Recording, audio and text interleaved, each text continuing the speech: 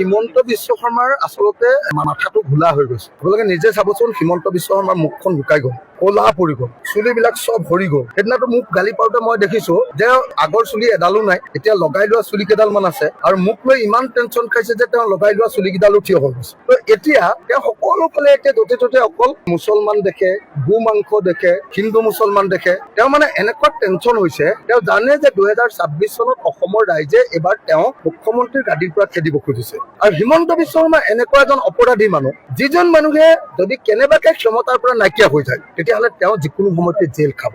আপোনালোকে সকলোৱে জানে যে তেওঁ আছুৰ দিনত আছু আছিলে, আলফাৰ দিনত আলফা আছিলে, অসম গণ পৰিষদ যেতিয়া গঠন হৈছিলে তেতিয়া অসম গণ পৰিষদ আছিলে। তাৰ পিছত যেতিয়া তেওঁৰ ওপৰত কেছ লাগি গ'ল, মানৱেন্দ্ৰ হত্যাৰ গোচৰ আৰু এক্সটৰ্চনৰ গোচৰ, পইচা তোলাৰ গোচৰ লাগি গ'ল আলফাৰ, তেতিয়া তেওঁ কংগ্ৰেছলৈ জাপ মাৰি দিলে। হিতেশ্বৰ শইকীয়া ডাঙৰীয়াই তেওঁক বচালে। তাৰ পাছত তেওঁ হিতেশ্বৰ শইকীয়াৰ মূৰৰ ওপৰত উঠি হিতেশ্বৰ শইকীয়াক তেওঁ চুৰি মাৰি দিলে। তাৰ পাছত তেওঁ তৰুণ গগৈ পিঠিত উঠিলে, তৰুণ গগৈ পিঠিটো চুৰি সুধালে। তাৰ পাছত তেওঁ আকৌ বিজেপিৰ যেতিয়া সেৱা আহিলে, বিজেপিলৈ জাপ মাৰি দিলে। গতিকে হিমন্ত বিশ্ব শৰ্মা এজন সুবিধাবাদী মানুহ। এইবাৰ মই আপোনালোকক সেইকাৰণে কৈছো যে তেওঁ যেতিয়া দেখিলে যে এইবাৰ তেওঁ আৰু কোনো নিস্তাৰ নাই, অসমৰ মানুহে হিমন্ত বিশ্ব শৰ্মাক আকৌ মুখ্যমন্ত্ৰী নাপাতে, বিজেপিক নিজিকায়, সেইকাৰণে তেওঁ এক্সট্ৰিম লেভেলৰ সাম্প্ৰদায়িক কথা ক'বলৈ আৰম্ভ কৰিছে। গুৱাহাটী মহানগৰৰ এগৰাকী শিক্ষিতা মহিলা, আকৌ গুৱাহাটী মহানগৰৰ ভিতৰতে আটাইতকৈ অভিজাত পৰিয়ালবিলাকৰ ভিতৰত এটা দুদুল চৌধুৰী ঘৰ, তেওঁৰ পত্নী আৰু কুংকিৰ মাকক যি ধৰণে অপমান কৰিছে, এইটো অকল কুংকিৰ মাকৰ প্ৰতি অপমান নহয়, এইটো মানৱ সমাজৰ প্ৰতি অপমান, এইটো মহিলাসকলৰ প্ৰতি অপমান। আৰু অসমৰ মুখ্যমন্ত্ৰীক মই এনেকুৱা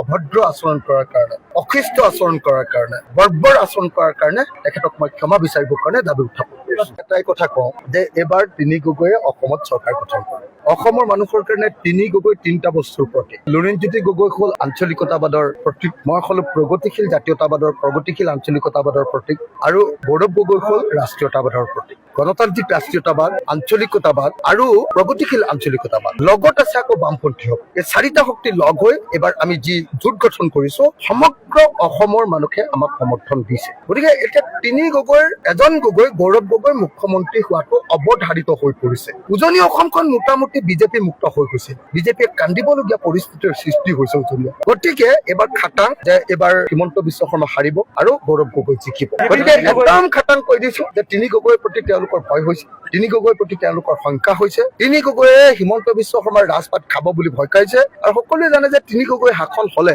হিমন্ত বিশ্ব শৰ্মা জেললৈ যোৱাটো খাটাং। আৰু বিজেপিৰ যি তিনি গগৈ নামটো আপোনালোকে কোনোবাই শুনিছে নেকি কওক?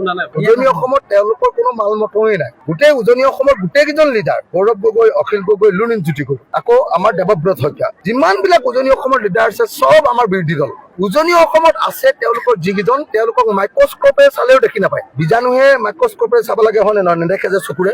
তেওঁলোকৰ লিডাৰ কেইজনক, তেওঁলোকৰ গগৈ কেইজনক মাইক্ৰস্কোপে চালেও দেখা নাপায়। গতিকে দূৰবীনে চালেও যদি দেখা নাপায়, মাইক্ৰস্কোপে চালেও যদি দেখা নাপায়, তেতিয়াহ'লে সেই গগৈক আৰু কোনে ভোট দিব? গতিকে তিনি গগৈক ভোট দিয়াটো খাটাং। 126টাৰ ভিতৰত 126টাই জিকিম বুলি কয়, কিন্তু উজনি অসমত এইবাৰ বিজেপিয়ে 5টা চিটতহে জিকিব। 46টা চিটৰ ভিতৰত 46টা চিটৰ ভিতৰত বিজেপিয়ে ডাইৰেক্টলি জিকিব 5টা, আৰু খুব বেছি সেইটো গৈ 13টালৈকে বৃদ্ধি পাব পাৰে। আমি কিন্তু 33টা সমষ্টি মিনিমাম জিকিম বিৰোধী দলবিলাকে উজনি অসম। নামনি অসমৰ আকৌ সংখ্যালঘু প্ৰধান এলেকাবিলাক আছে। গতিকে এইবাৰ আপোনালোকে নিশ্চিন্ত হৈ থাকক যে 2026 চনত এইবাৰ অসমৰ ৰাইজে হিমন্ত বিশ্ব শৰ্মাক নহয়, গৌৰৱ গগৈক মুখ্যমন্ত্ৰী কৰিব। কংগ্ৰেছ, ৰাজ্য দল, CPI, CPM, CPI-ML, APHLC আৰু অসম জাতীয় পৰিষদ, এই 7টা দলৰ চৰকাৰ কৰাব আৰু হিমন্ত বিশ্ব শৰ্মাক এইবাৰ শাসনৰ পৰা উফৰাই পঠিয়াব।